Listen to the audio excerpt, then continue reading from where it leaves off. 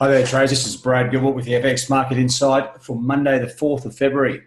All right, now, first of all, just have a quick look around the majors to see if there's any sort of major moves that you need to get your head around. And there isn't a hell of a lot. Now, don't forget, we had the US non-farm payrolls, and I'll show you the data in a sec. But the major currencies, if you look across the board, like dollar yen had a real good dollar move, US dollar move. You'd have to say partly on the back of the strong US non-farms, but the data is, as you can see on all these other major pairs, pretty muted reaction. Now, my CAD chart just doesn't want to work just at the moment, but looking at, say, Aussie, Kiwi, Euro and Sterling, the four pairs that generally correlate, at the moment, they are correlating quite nicely. Now, to start the week, especially on a Monday, you need to come back and have a bit of a look about what the major data was. See, if there were any major moves or why there wasn't. Now, if you look at the non-farm payrolls themselves, let me just scroll up one fraction. We just need to get the next data. The non-farm payrolls was a huge result. Okay, 304 versus 165. Normal markets, if there's no other changes, that's a big number. The dollar goes through the roof. But have a look at the revisions here. 222. Like 100,000 less than the prior number, right? So all of a sudden you take 100,000 off the actual number here, and that's where you start to get some bit of stickiness in the numbers themselves. The unemployment rate, slightly worse than expected. I think it's like 7 or 8 month highs. Right on the top side, average earnings also 0.1, okay, 0.2 variant from the 0.3 expected. So under like the headline, yeah, that looks great. But with all the other detail, you really are seeing the really positive tone out of these numbers the life gets sucked out of them. And that left the major pairs, as I said, if you just come back to the major pairs, left them with not much to do. We were talking about, I think it was Chris who sort of had a bit of a comment there in the 247 trade zone, just saying basically, with the US government shutdown, are the numbers going to be a bit skew-if?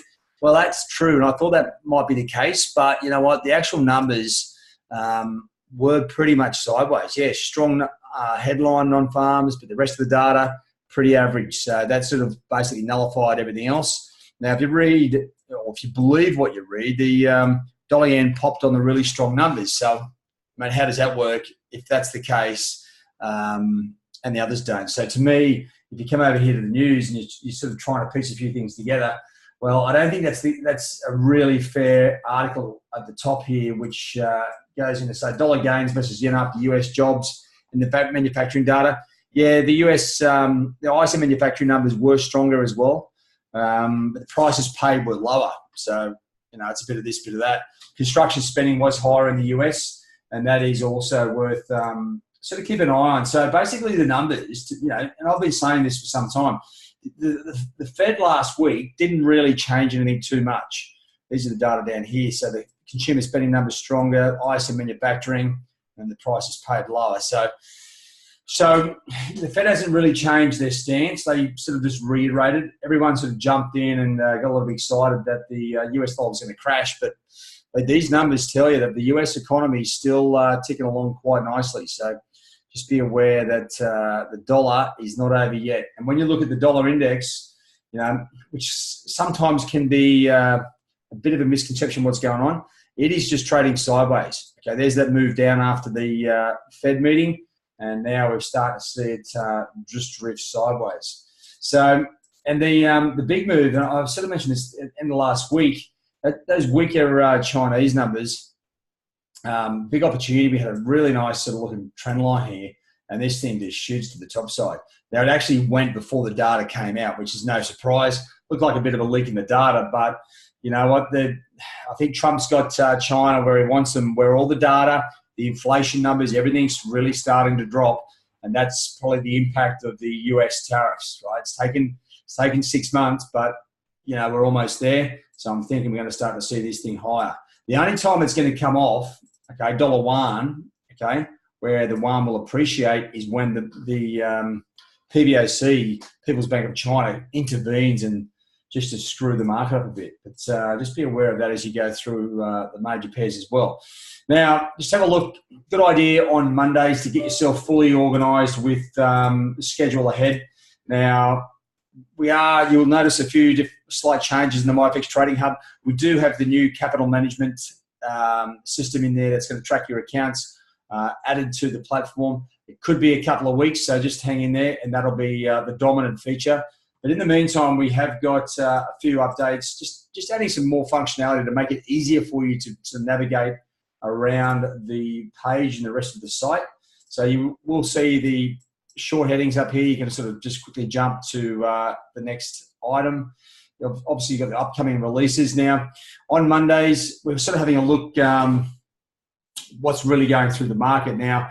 Last week, this is one of the things that you really need to keep your finger on the pulse of. Sometimes data is inconsequential, and then it really comes into the fourth framework when it does hit a raw nerve. Now, the Italian numbers last week were really crap, suggesting the GDP numbers, suggesting they're theoretically in recession. Now, that's going to be a massive issue for Italy to get past.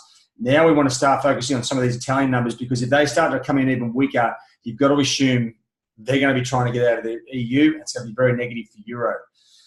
We do have, so there's nothing really out today. Trading conditions are pretty good. We just don't have really core direction on a lot of the major pairs. And, from Friday, to me, there's no major change. I'm just going to update the sentiment, like the Fed sentiment. Yeah, it's sort of like the US dollar is just drifting sideways now. It's still down on the hourlies. It's probably enough to give the US dollar just that slight hint of weakness. Dollar CAD definitely moving to the downside. Sterling technically heading north despite trading sideways with the upcoming Brexit issues. And Aussie and Kiwi, they had a pretty good week last week. They are still in a slightly bullish mode for my liking, but that's also fading as well. So what we need is, when you're looking at these major pairs and the arrows and the directions, this is where you need to match up. Okay, when are these currencies really going to come into play? Well, Tuesday, the RBA interest rate decision and statement. Now, the RBA has said nothing about the local banks raising interest rates. So the statement here is going to be absolutely critical.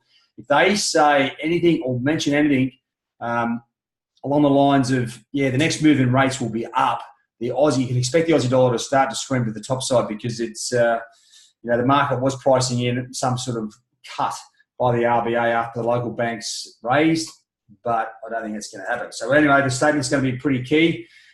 Retail sales, still a bit of a glitch in the system. That release should be before the RBA. And then when you come down to the rest of the numbers, once again, UK services PMI, it's a bit of a market movement when there is major variance. But once again, with the Brexit issue dominating, will it come into play? I'm just not so sure about that. Now, the ISM non-manufacturing, we had the manufacturing numbers last Friday. This is a chance to sort of match up that data. Once again, if this is strong, you should start to see the US dollar start to sneak to the top side. And I think that's when this will go from sort of like a slightly bearish mode to sideways. The Aussie back in the limelight as well. So once again, retail sales, obviously up the top, but the Governor Lowe speaking here, this will be his first major speech for the year. And there is a lot of interest around, as I said, around the RBA raising rates. I don't think they're close to it at this stage, but they're definitely not looking to cut. So that'll be hopefully an important speech where they can explain what's going on. Now in Canada, Bank of Canada Deputy Governor Timothy Lane sort of due to speak. So quite often the governor will send out the deputy to do his dirty work. So just be very mindful of the CAD. Okay, it could really sort of kick into gear. That's on Wednesday. So then you've got the CAD IBPMI, employment numbers. Now, there's not many numbers that come out of New Zealand. The employment number is definitely one of those numbers that does shake the Kiwi around a bit.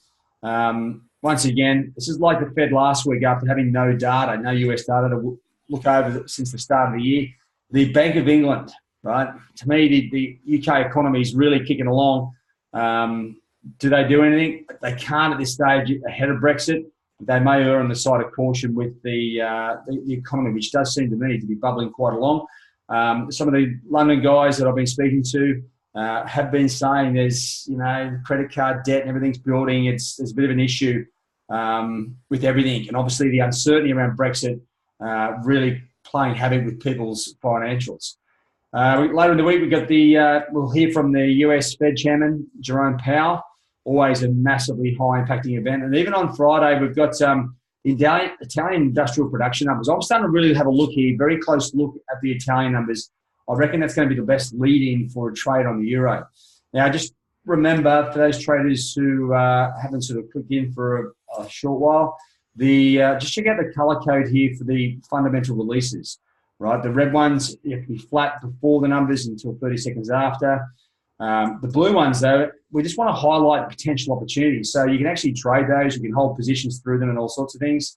And the yellow ones, well, you should need to be flat before the release, but you can trade it as soon as it comes out, right? So there's no sort of delays there. We want to make sure you can take advantage of these opportunities and you aren't hindered.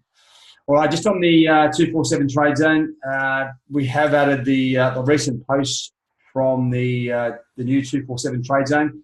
So you can either click on those, or if you're looking for a bit more information or want to get some things answered by the team, don't forget, you can come over here to the whole 247 trade zone. If you've got new messages, they'll be up the top. Should have a notification there. And then you can go through and sort of see what's going on. To me, this is going to be a fantastic resource to really find out more information about trading and what's really happening in the market. And at the same time, you're not going to be bugged like this real-time sort of fixation that everyone's had with social media over the last sort of 10 years and everything else. I think it's just going to slow traders down into a much more solid, frame of mind to be trading. Okay, so anyway, pop your questions in there. And once again, down the very bottom here, positive or negative, give us some feedback. I'd expect a few of you guys to be a little bit distraught that we've let go of the live flop, but we'll do our best to keep this updated and keep you in the loop. That's it from me, guys. The Super Bowl's about to kick off, so I'll be watching that. Go I guess it's hard to say go the Patriots, but they do look pretty good, but it should be a cracking game. All right, guys, that's it from me. Have a good Monday. There's not much on. I'd sit back and relax, watch the Super Bowl, take your dog for a walk, have a hit of golf. There's plenty of trading this week, as I've just shown you. There's plenty of data. We've got a little bit of direction in the currencies, not a hell of a lot, but we'll still have a little bit to play with. All right, guys, that's it from me. Have a good week, and I'll see you in the new 247 trade zone. Cheerio.